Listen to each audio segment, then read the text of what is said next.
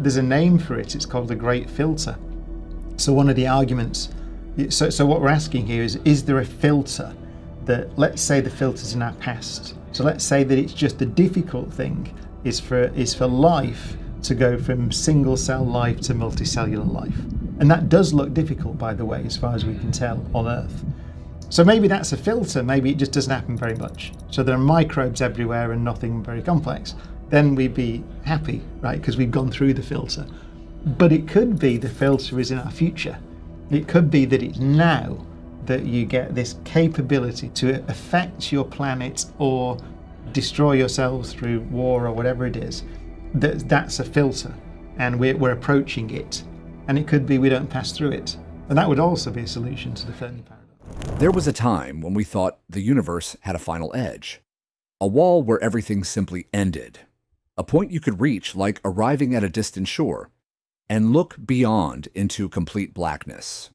But what if that assumption was never correct? What if the edge isn't a barrier at all, but something stranger, a reflection, a contradiction, or something even more unsettling? A place where space distorts, time falters, and reality starts to shift. If an edge does exist, it may not be out there waiting for us.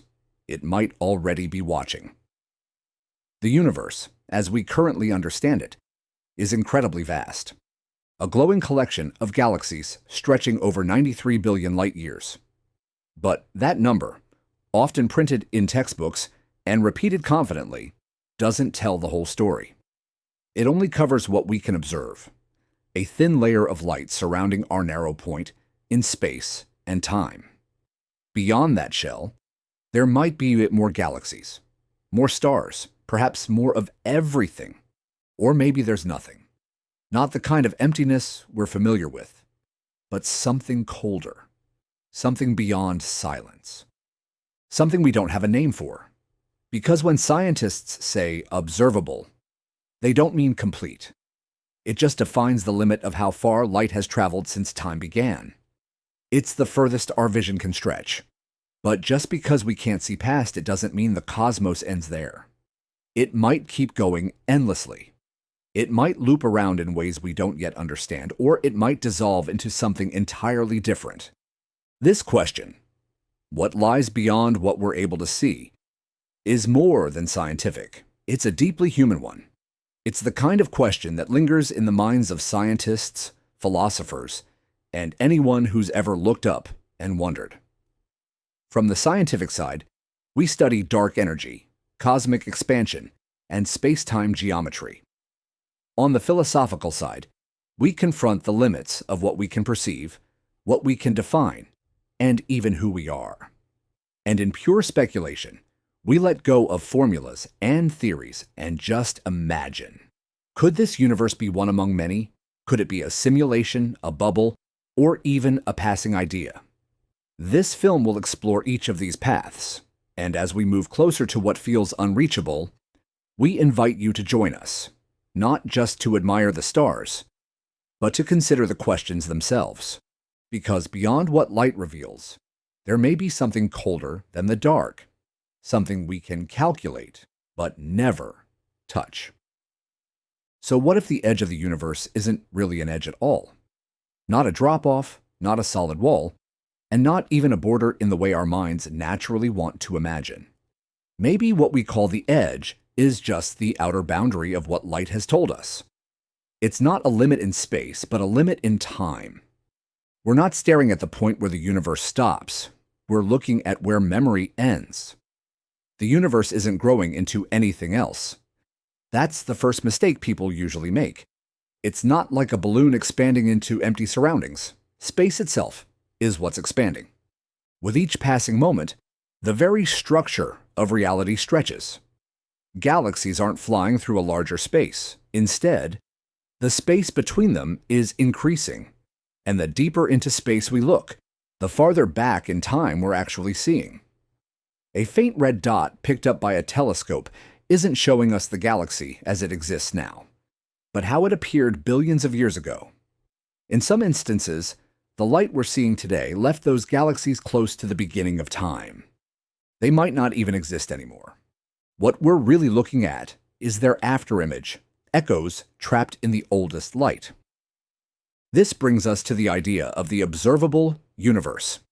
It spans about 46.5 billion light-years in every direction, but that number doesn't define where existence stops.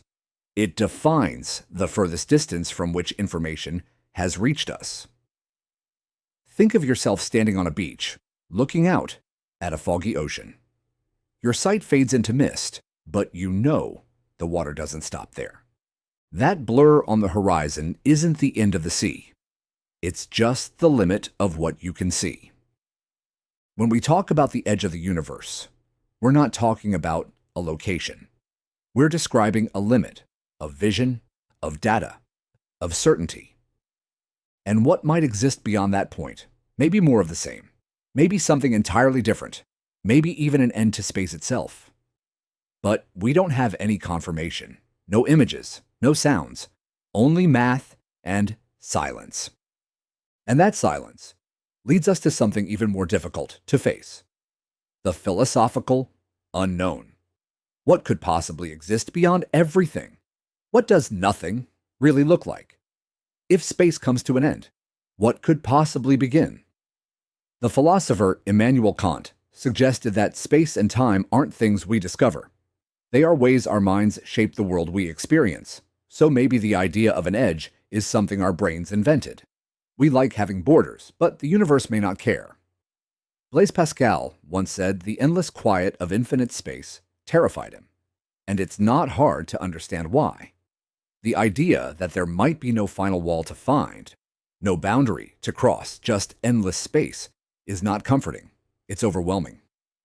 So maybe the real fear isn't that the universe stops, but that it doesn't. That there's nowhere else to go, no outer layer to escape to, no center and no edge. Just space stretching on, forever quiet and full of unanswered questions. There is no edge waiting, no invisible wall where the universe ends, just silence that continues without pause. As we travel farther into the cosmos, the darkness we move into doesn't just grow, it transforms. The light we depend on to make sense of things starts to fade, to shift, to disappear. We pass a line that isn't defined by distance, but by how fast the universe is expanding. This is called the cosmic horizon. It's the point where some galaxies are no longer just far. They're moving away faster than light can travel. And since nothing moves faster than light in normal space, those galaxies are gone to us. They still exist, they still shine, but they're forever unreachable. Their light will never arrive. Not in a billion years, not ever. This isn't science fiction. It's what naturally follows from cosmic acceleration, which scientists believe is caused by dark energy. As expansion speeds up, more of the universe slips past that limit. Galaxy after galaxy vanishes, not because they moved on their own, but because the space in between has grown too wide, too quickly.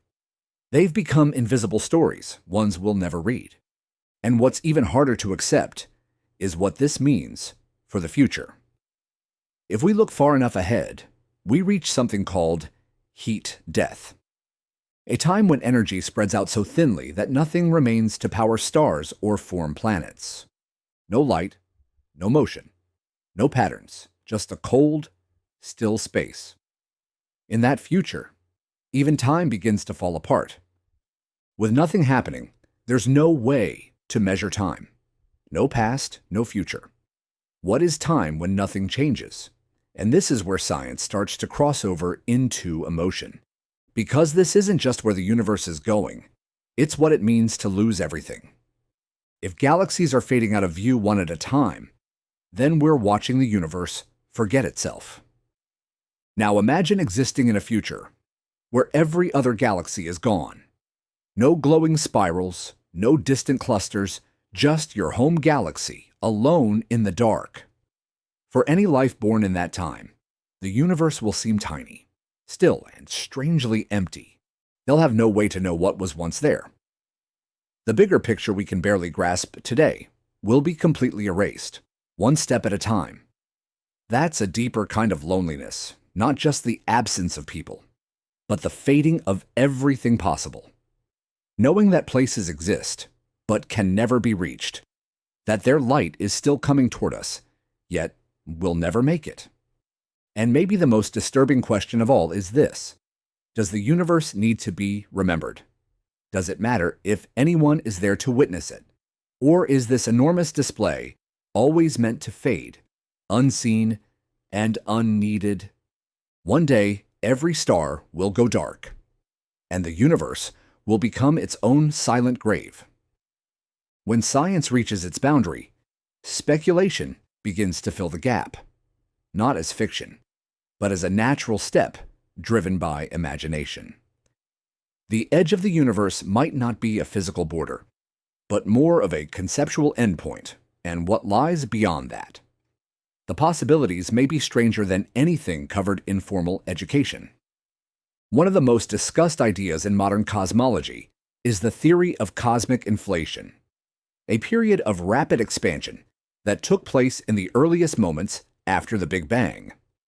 This theory not only explains the even distribution we see across the observable universe, but it also introduces the idea of the multiverse. Some versions of this theory suggest inflation didn't just occur once.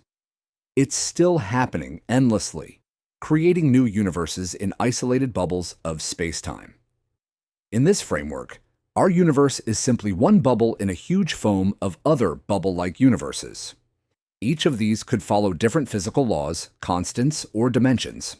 These bubble universes would be completely cut off from us. Light can't travel between them. No form of information can cross the divide. But mathematically, their existence fits well with both inflation theory and string theory. If this is accurate, then the outer edge of our universe isn't the outer edge of everything.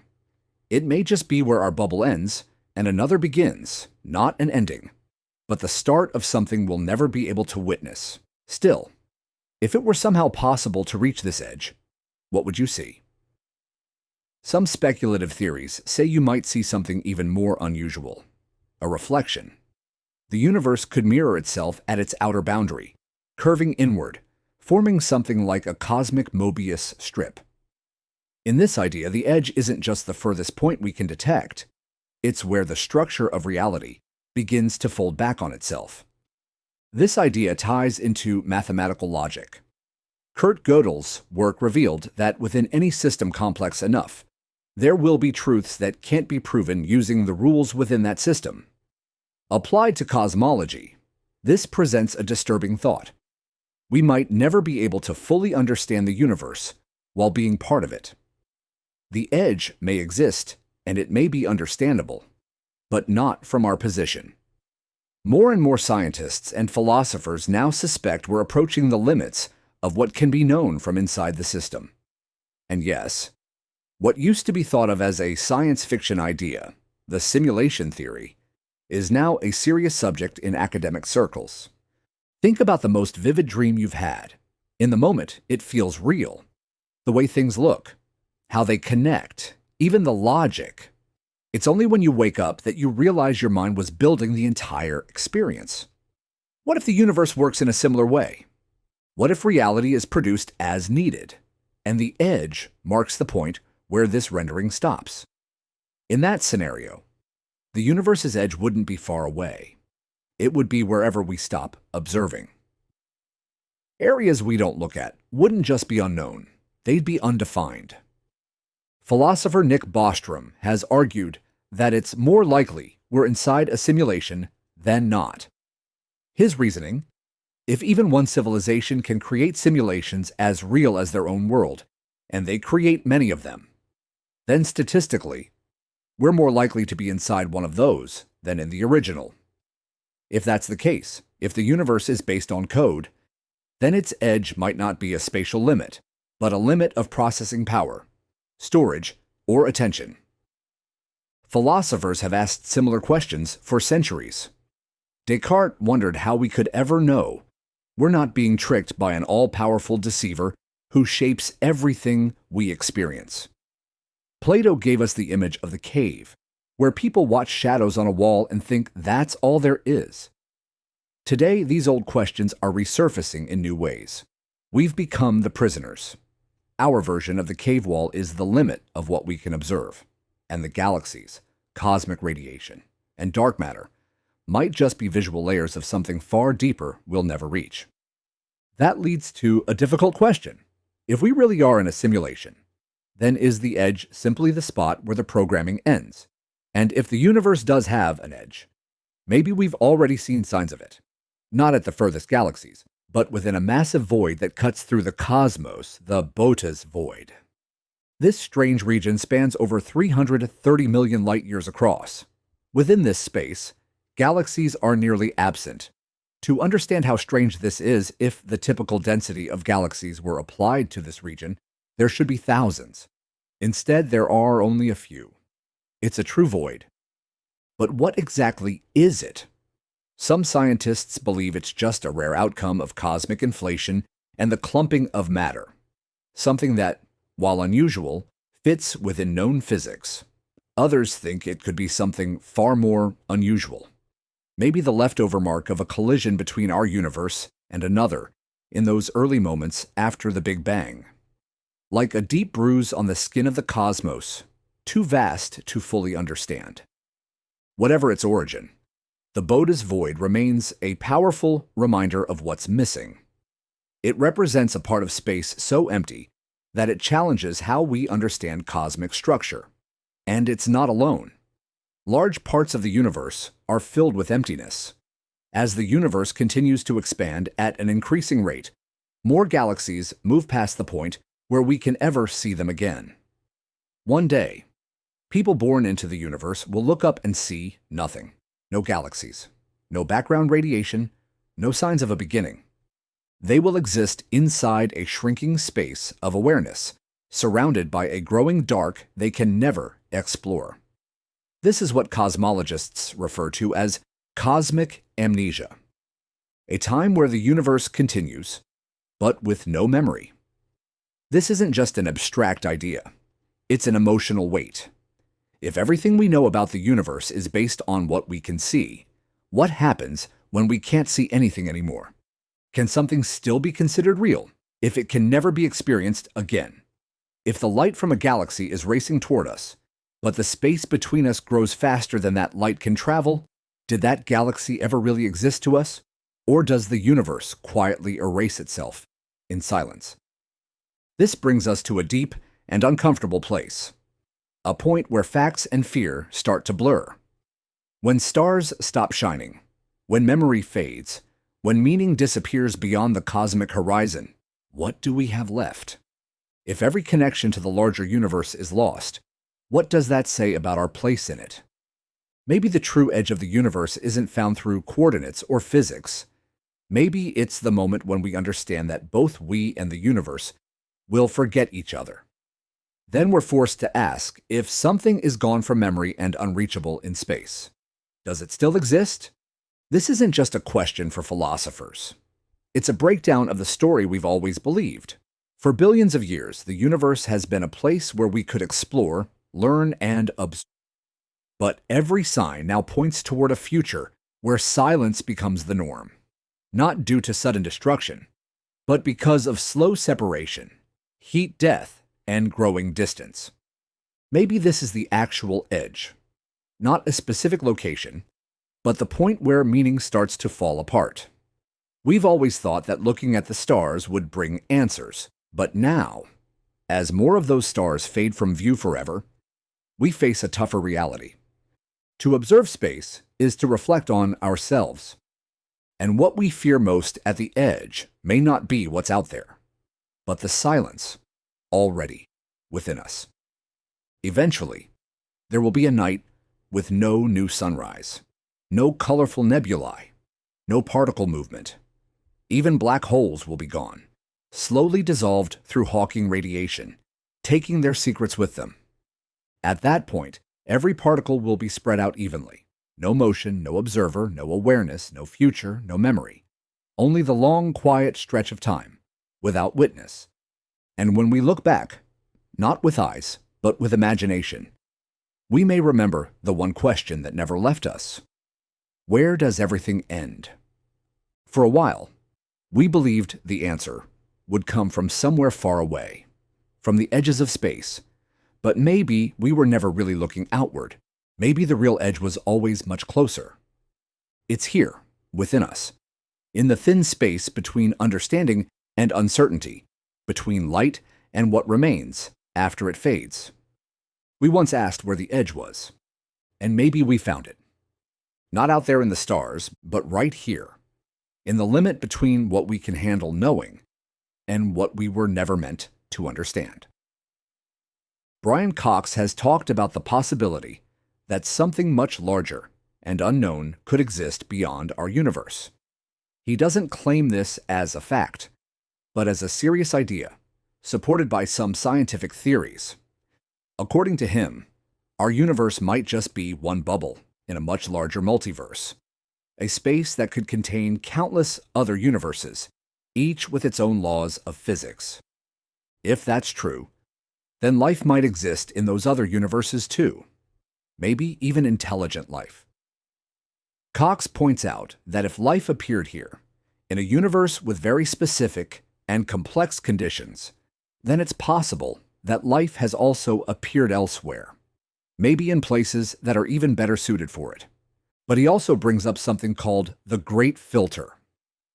This is the idea that somewhere along the path from simple life to advanced civilizations, there is a step that is extremely hard to pass. Most civilizations might not make it through. That could be why we don't see signs of alien life, because they never made it far enough, or maybe they wiped themselves out. If we're before the Great Filter, then something very difficult might still be ahead of us. If we've already passed it, we might be rare, maybe even alone. That's where the terrifying part comes in. Something could be out there, beyond our universe, far older and more advanced, and we would have no way to understand it, stop it, or even know it's there, at least not with what we currently know. So what are your thoughts on this? Let us know in the comments below.